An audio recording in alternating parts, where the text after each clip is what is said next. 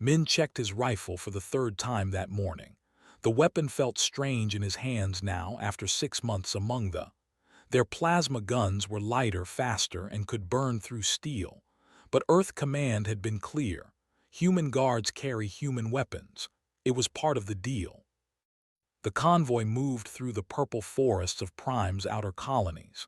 Princess HFY sat in the center vehicle, reviewing reports on a holographic display. She barely glanced at Min when he took his position near her transport. To her, he was just another curiosity. Humans were new to the galactic stage, primitive compared to species that had been traveling between stars for thousands of years. Min didn't mind being underestimated. He had spent 10 years in Earth's special forces before taking this security contract. The pay was good, and someone had to represent humanity out here among the stars.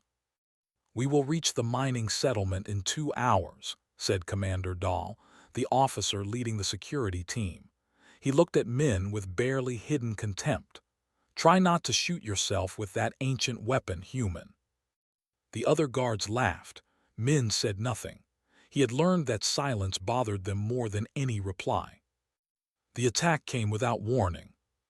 One moment, the convoy was moving through a narrow canyon. The next, explosions ripped through the lead vehicle.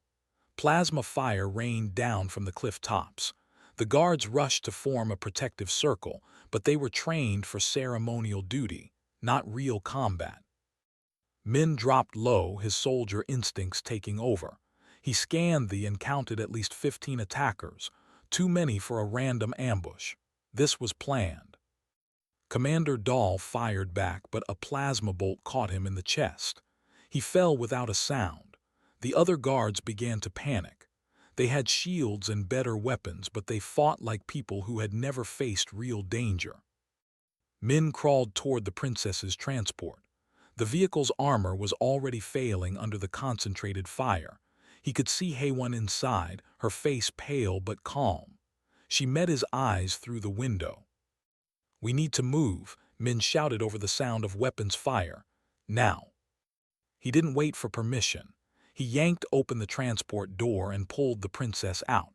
She was taller than him, as most were, but she moved when he directed her. Another explosion destroyed the vehicle seconds after they left it. Min fired 3 quick shots at the nearest attacker. The kinetic rounds might have been primitive, but they worked. One attacker fell, then another. The rest of the guards were already dead or dying. "Run," Min told HFY, pushing her toward the forest. "Don't look back." They ran. Behind them, the canyon echoed with plasma fire and screams. Min knew they had maybe 30 seconds before the attackers came after them. He grabbed HFY's arm and pulled her deeper into the purple trees. The princess stumbled on the rough ground. Her formal robes were made for palace corridors, not forest survival. Min stopped long enough to tear the bottom half of her dress, giving her legs room to move. "How dare you?" she began. "You want to live or look pretty?" Min asked. "Choose fast." HFY's mouth closed. She nodded and followed him deeper into the forest. They moved for hours. Min led them away from the main paths, using skills learned in Earth's forests. Trees were different colors, and the air smelled like copper, but forest was forest. He found a stream and made them walk in the water to hide their trail. When HFY said she was tired, he gave her water from his canteen and kept them moving. By nightfall, they had put several kilometers between themselves and the ambush site.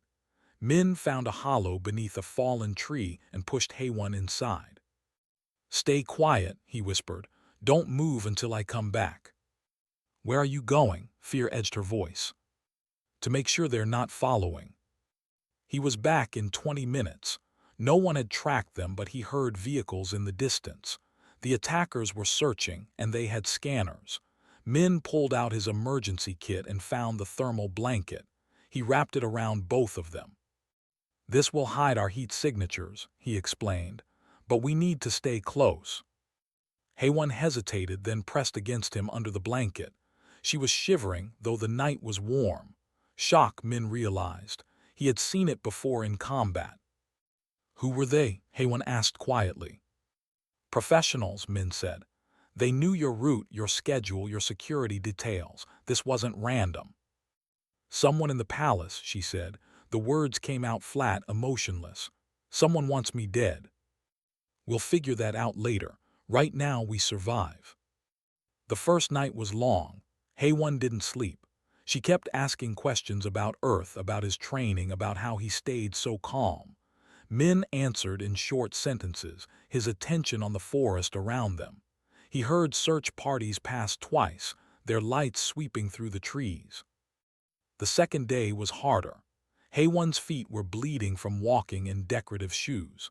Min fashioned wrappings from his spare shirt, but she still limped. They found edible plants.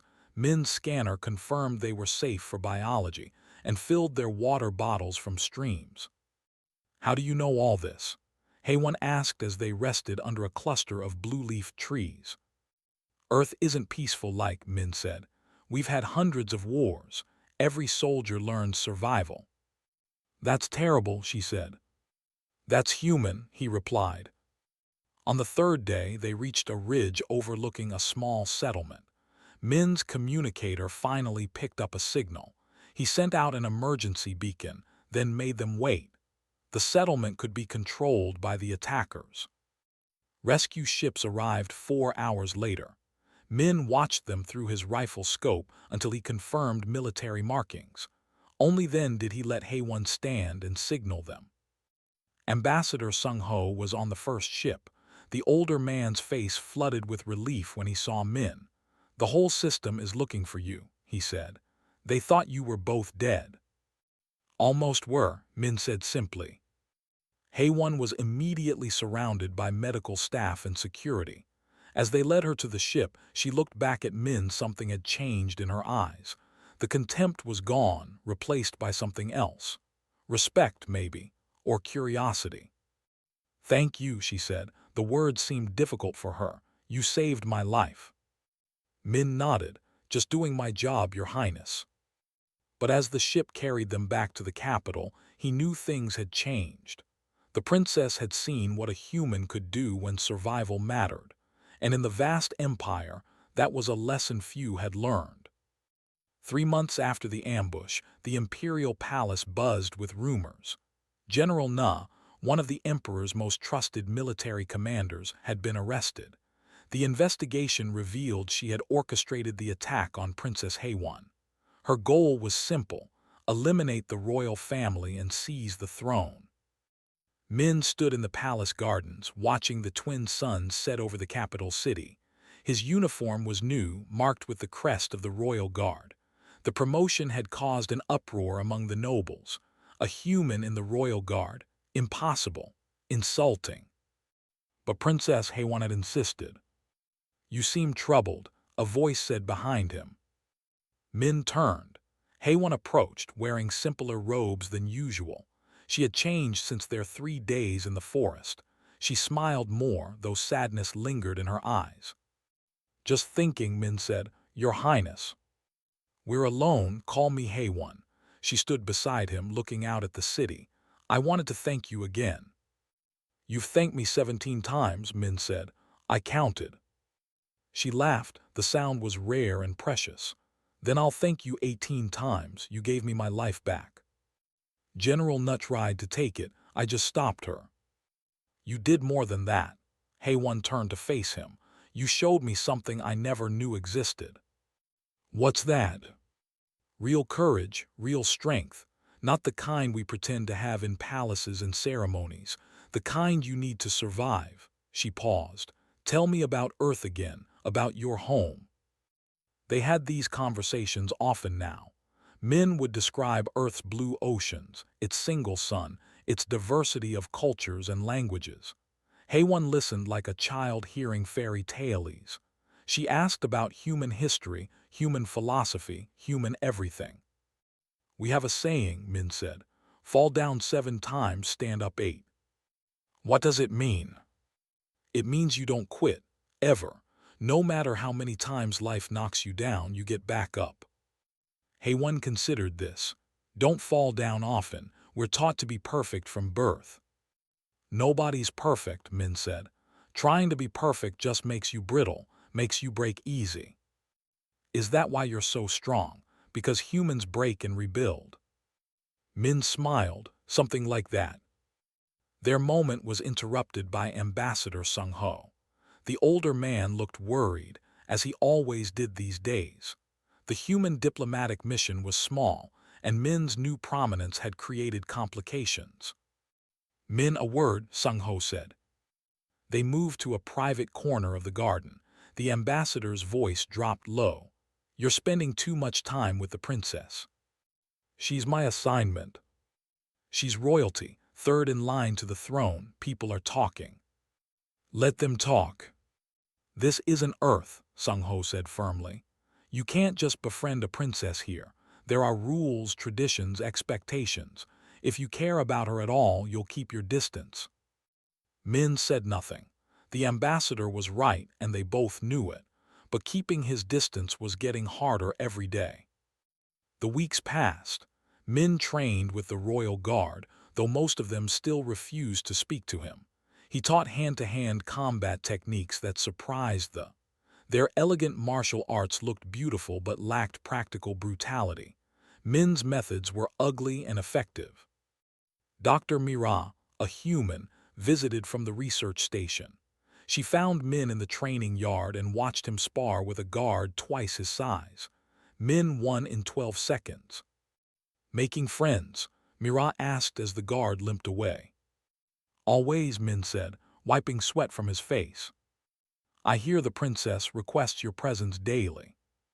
She likes to talk. About what? Earth humans philosophy. Min shrugged. Everything. Mira studied him carefully. Be careful. The nobles already hate that you're here. Lord Sung has been making speeches about human corruption of purity.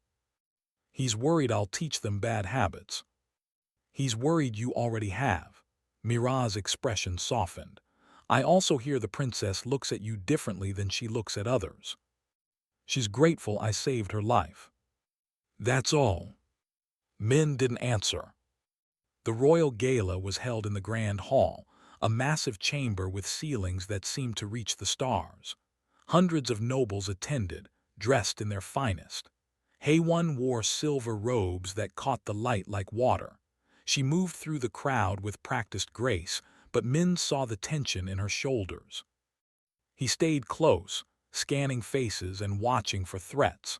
The security team had been doubled after Nu's arrest, but Min trusted no one. Too many nobles had supported the general's faction. Lord Sung approached Haewon with a group of traditionalist nobles. Their conversation looked polite, but Min read the anger in their body language. Sung gestured toward Min several times, his face twisted with disgust. The attack came during the dancing. A servant moved through the crowd carrying drinks. Something about his movement was wrong, too purposeful, too focused. Min saw the weapon a second before the servant drew it. Down, Min shouted, launching himself toward Haewon. The plasma bolt meant for her chest hit Min's shoulder instead. The pain was instant and overwhelming, like being branded with a star. He hit the ground hard, his vision blurring. Chaos erupted. Guards tackled the assassin. Nobles screamed and ran. Through the confusion, Min saw Haewon's face above him, her hands pressed against his wound. Stay with me, she said, her voice breaking. Don't you dare leave me. Not planning to, Min managed. The medical bay was cold and white. Min woke to find Dr. Mira and a team of doctors standing over him. His shoulder was wrapped in bandages and something glowed beneath them. Medical nanotech, he realized. You should be dead, Mira said. That plasma bolt should have killed you instantly. Disappointed, Min asked. Amazed. Your body is healing 3 times faster than tissue would. The doctors can't explain it. Human stubbornness, Min said. We don't die easy. Haewon visited every day during his recovery. She brought him books, food, and stories from the court. She sat beside his bed and held his hand when she thought he was sleeping. On the 5th day, when they were alone, She finally spoke what had been building between them. "I can't lose you," she said quietly. "I know it's foolish. I know there's no future for us, but I can't pretend anymore that you're just my guard." Min looked at her, at this princess from another world who had somehow become the most important person in his life. "I know," he said. "What do we do?" "I don't know." She leaned down and kissed his forehead. "Then we'll figure it out together, like you taught me, fall down 7 times, stand up 8. Outside the medical bay, Ambassador Sung-ho watched through the window. His expression was troubled. Things were moving in directions he couldn't control, and he feared where they would lead. The news came in the middle of the night. Emperor and Crown Prince 1 were dead. Their ship had exploded during a routine diplomatic mission. Investigators called it a malfunction, but everyone knew the truth. This was General Nu's final strike, planned before her arrest and executed by her remaining followers. Min stood outside Haewon's chambers as she received the news. He heard her cry out, heard things breaking inside. He wanted to go to her, but protocol forbade it. She was royal. He was just a guard. The next day, Princess Haewon's older sister, Boram, shocked the empire. She refused the throne. Boram had always been more interested in spiritual matters than politics. She announced she was joining the Temple of the Eternal Light and renouncing all royal claims, which meant Haewon, at 26 years old, would become empress. The coronation happened quickly. The empire couldn't afford uncertainty with enemies circling. Min watched from the back of the great temple as Haewon knelt before the high priest. The crown they placed on her head looked heavy, too heavy for anyone to carry alone. When she stood and faced her people as empress, her eyes found Min in the crowd. For just a moment, he saw not a ruler but the woman he had protected in the forest, the woman who had held his hand while he recovered, the woman he loved. Then the moment passed, and she was the empress again. The next day, High Commander Ho called Min to his office. The military leader looked uncomfortable. "The Empress has made a decision regarding your position," Ho said carefully. "You will no longer serve as her personal guard." Min had expected this, but the words still hit hard. "I understand. You'll be promoted instead. The Empress wants you to lead the new Human Joint Training Program. You'll teach our forces your methods, integrate human and tactics." Ho paused. "It's a great honor." "It's exile," Min said quietly. "It's necessary. An empress cannot have a human as her personal guard. The nobles would revolt." Ho's expression softened. "The empress protects you the only way she can, by giving you importance elsewhere." Min reported to his new position the next morning. The training facility was on the edge of the capital, far from the palace. He threw himself into work, teaching soldiers skills they had never needed before: how to survive without technology, how to fight dirty, how to endure. He didn't see Haewon for 3 weeks. When he finally did, it was at a military demonstration. She arrived with her full retinue, advisors, guards, nobles. She looked tired. The crown had aged her in ways Min hated to see. She watched his soldiers demonstrate close-quarters combat. They moved like humans now, brutal and efficient. When the demonstration ended, Haewon approached. "Commander Min," she said formally. Around them, dozens of people listened. "Your work is impressive." "Thank you, Your Majesty." The title felt wrong in his mouth. "Walk with me," she said. It wasn't a request. They moved through the training grounds, surrounded by guards and officials. Privacy was impossible, but they could at least speak. "I hate this," Haewon said softly in Korean. Most didn't speak human languages. "I hate being empress. I hate that we can't even talk anymore." "You're doing what you must," Min replied in the same language. "Am I? The nobles want me to marry Prince Yang of the Empire. An alliance through marriage, they say. It would strengthen our position." Min's jaw tightened, but he said nothing. "I told them no," Haewon continued.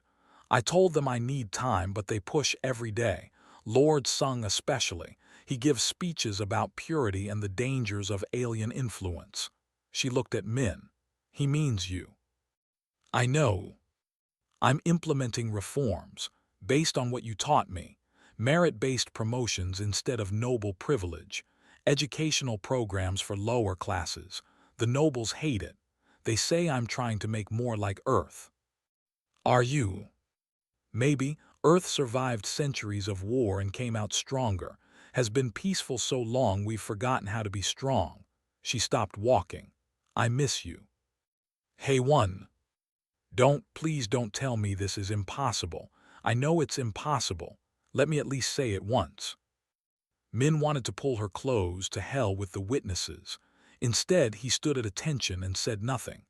After a moment, Haewon walked away, her guards following. Ambassador Sung-ho found Min that evening, sitting alone in the training yard. I heard about the prince, the ambassador said. Everyone's heard. If she marries him, it would be good for Earth. The alliance would include trade agreements, technology sharing. Sung-ho sat beside Min. But you don't care about that, do you? No. I'm sorry, I warned you this would happen. You were right. They sat in silence, watching twin moons rise. 6 months passed. Min's program expanded. Hundreds of soldiers trained under human instructors. The results were undeniable. They were becoming better fighters, more adaptable. But success felt hollow. Dr. Mira visited often, bringing news from the palace. Empress Haewon was changing the empire, pushing through reforms despite fierce opposition. She had opened the military to all classes, restructured the economy, and begun diplomatic outreach to species that had previously ignored. She's doing what you showed her, Mira said. Adapting, changing, getting stronger through hardship. She doesn't need me for that, Min said. Doesn't she? Then Mira told him something that made his blood run cold. The assassination attempts had continued. 3 in 6 months, all narrowly prevented. Someone in the palace was leaking security information. Someone close to the Empress. She's in danger, Mira said, and she refuses to increase her security because she doesn't know who to trust. Min stared at the data Mira had brought. The pattern was clear. Every attempt used inside knowledge, guard rotations, secret routes, private schedules.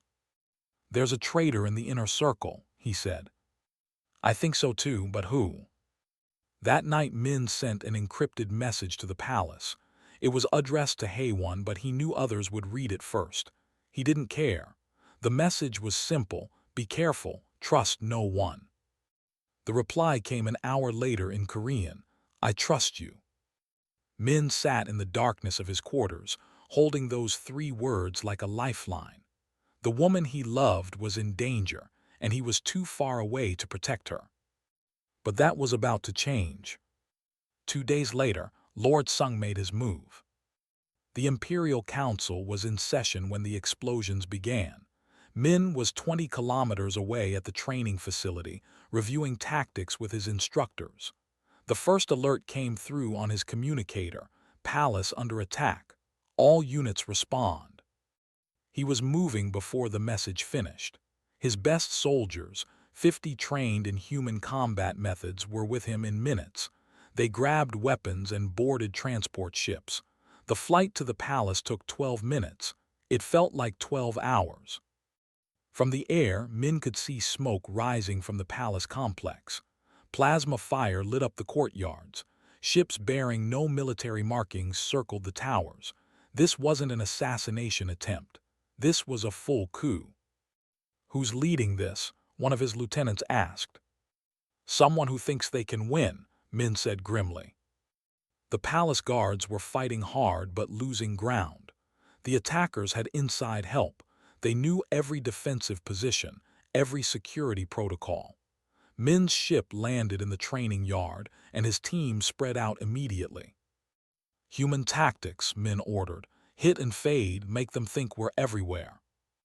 His soldiers moved like shadows. They struck from unexpected angles, used the palace architecture in ways guards never thought of. Climbing walls, attacking from above, using the gardens for cover. The rebels were ready for traditional military responses. They weren't ready for human guerrilla warfare. Min fought his way toward the council chambers. He knew Hayone would be there. She never missed a council session. Every corridor brought more enemies. His rifle ran empty, so he took a plasma gun from a fallen rebel. It felt wrong in his hands, too light, but it worked. He found High Commander Ho rallying loyal forces in the main hall. Lord Sung, Ho spat the name like poison. He declared himself protector of the Empire, claims the Empress has corrupted values with alien ideas. The commander's uniform was burned and torn. He has supporters throughout the palace guard. We can't tell friend from enemy. Where's the Empress? Trapped in her chambers, North Tower. Sung's forces control the approaches. Min didn't wait for orders. He took 5 of his best fighters and moved toward the North Tower. The corridors were a maze of combat. Rebels in guard uniforms fought alongside traditional guards. Sometimes it was impossible to tell who was who until weapons were drawn. They reached the tower and found it heavily defended. 30 rebels blocked the main stairs. Min studied the situation, then smiled grimly. These people still thought like. "We're not taking the stairs," he said. Instead, they went outside. The tower's exterior had decorative features, sculptures, ledges, balconies. Men had learned to climb in Earth's mountains. Didn't climb. They considered it beneath their dignity. The rebels never looked up. Min's team scaled the tower wall and came in through a side window 5 floors up. They fought through 2 more groups of rebels before reaching the Empress's chambers. The doors were damaged but still sealed. Min could hear fighting inside. "Breach," he ordered. They blew the door with a shaped charge. Inside, Hayone stood behind an overturned table, a plasma pistol in her hands. 3 dead rebels lay at her feet. More were advancing. Min shot the first one. His team took the others. Hayone's face flooded with relief when she saw him. "Min." "Your Majesty." He kept it formal, professional. "We need to move." "Where?" "Sung controls half the palace." "Not for long." They fought their way down, Min and Hayone side by side like in the forest. She had learned to fight since then, and she fought well. Together, they held positions, covered each other, moved like a team. By the time they reached the main hall, High Commander Ho's forces had turned the tide.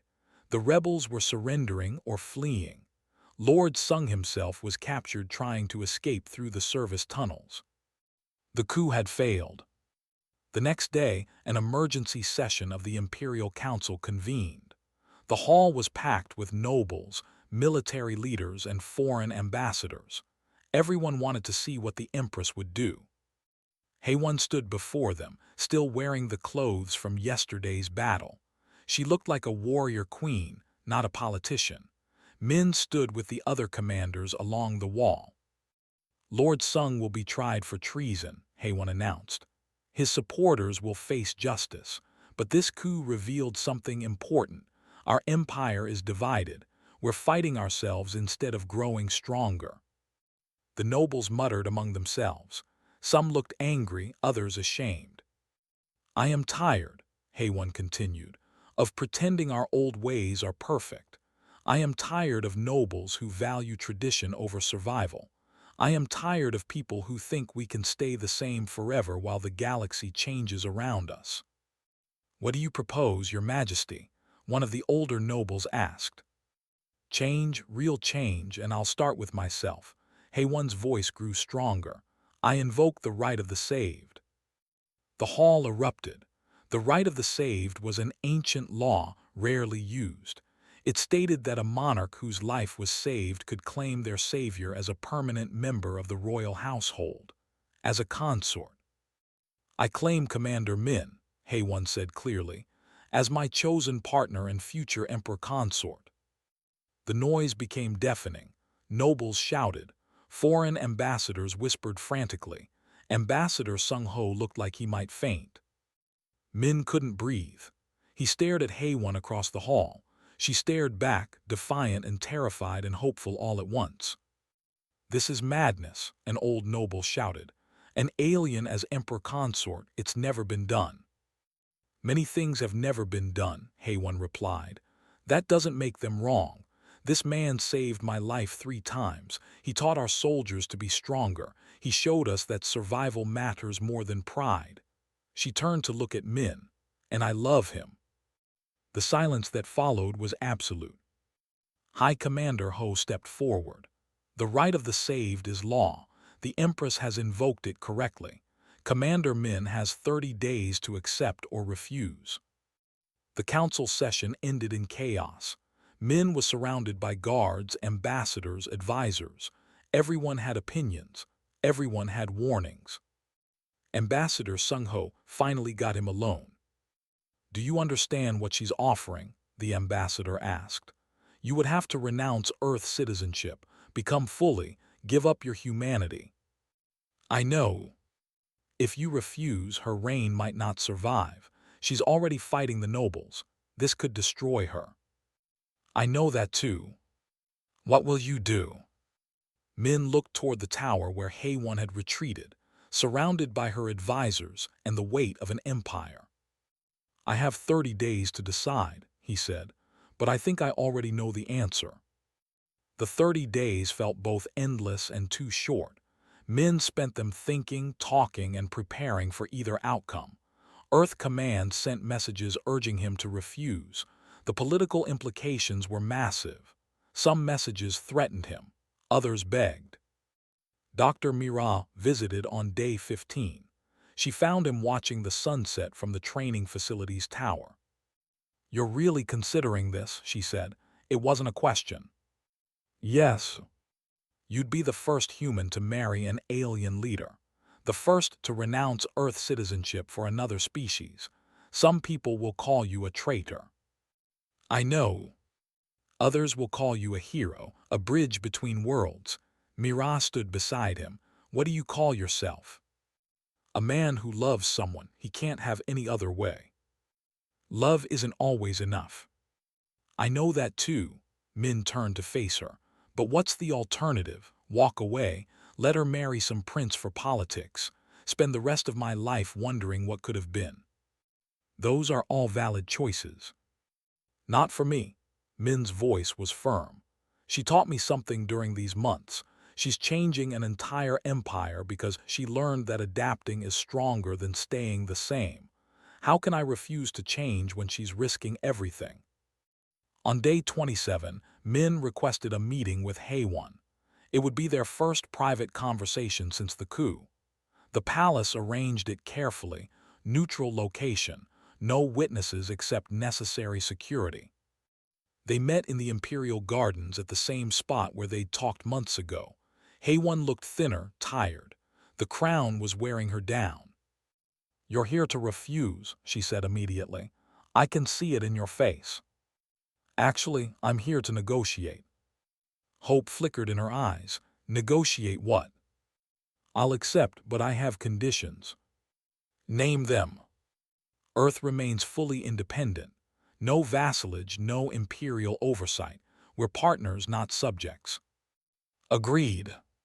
"Humans get equal representation in the empire, not token positions. Real power, real voice." "I can arrange that." "And this marriage can't just be symbolic. We really change things. We make this empire into something new. Something that doesn't care what species you are, only what you can contribute." Haewon smiled for the first time in days. "I was hoping you'd say that." "There's one more thing," Min said. "I'll become in law, but I won't stop being human in my heart. I won't pretend Earth doesn't matter to me. I'll always be both." "I wouldn't want you any other way." Haewon stepped closer. "Is that a yes?" "That's a yes." She kissed him then in front of the guards and the cameras and the watching palace. "Let them see," her kiss said. "Let them know this is real." The wedding was planned for 3 months later. It became the most watched event in imperial history. Earth sent a delegation led by Ambassador Sung Ho, who looked proud despite his earlier worries. Dozens of other species sent representatives. Everyone wanted to see this impossible union. The ceremony blended traditions with human customs. Haewon wore white, a human tradition she had loved when Min explained it. Min wore traditional formal robes but added a small pin, the flag of Earth, over his heart. When the high priest asked if they accepted each other, they answered in both languages. Korean and human and alien, two voices making one promise. Ambassador Sung Ho stood as witness for Earth. The old diplomat had tears in his eyes as he watched Min take the vows, representing humanity at an imperial wedding. It was more than he'd ever dreamed possible.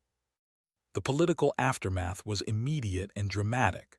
Three allied empires their ambassadors in protest.